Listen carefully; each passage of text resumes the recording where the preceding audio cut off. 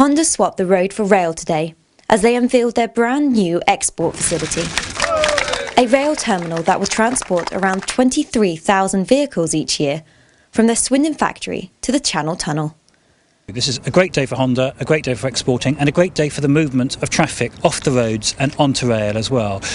More than 3,000 trucks a year will no longer be needed as a result of the movement of the vehicles from the plant here in Swindon directly through to Ghent in Belgium. That's 23,000 vehicles a year that will be transported by rail that were previously transported by road. So it's very good news for the environment, it's very good news for car and vehicle production here in Swindon, and for Swindon itself, of course, it's good news in terms of jobs for the future. It's a really important day for Honda in Swindon. This integrates us with the mainland of Europe. Straight rail from here straight into Ghent. It's a big day.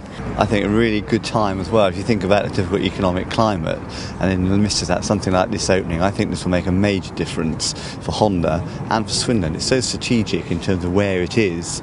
A great day, I'd say. This is all contributing towards the green agenda and reducing carbon emissions. So again, taking that number of lorries off the road can only be good news. The new terminal will allow Honda to export cars from their Swindon plant to their European Logistics Centre in Ghent, Belgium, and has been developed jointly between the company and rail infrastructure expert, the Kilbride Group. We stand here and all we see is a few tracks and concrete and think, well, what is it? But actually, what it's doing is linking, there are 200 cars a time will go through straight to Ghent, our distribution centre in Ghent. Within 24 hours, they're available for ongoing to the customers around Europe. This pulls Swindon into mainland Europe. It's almost instantaneously. It's great. And despite the current economic downturn, Honda were positive for the future and confident that jobs in Swindon are secure. We wouldn't be making this big investment in rail freight if we didn't see it as an investment for the long term. And Honda is confident that it will continue into the long term.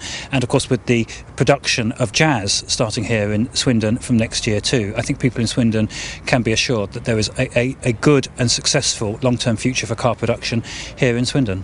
Our future looks good at the moment. The current economic climate is tougher. Everybody knows that. And it's no different for Honda from anybody else, but we've got the flexibility at Swindon that we can bring in a car like the Jazz that's in high demand worldwide, and we've got great associates here. They will build that car to the quality that they know and we know that the customer wants.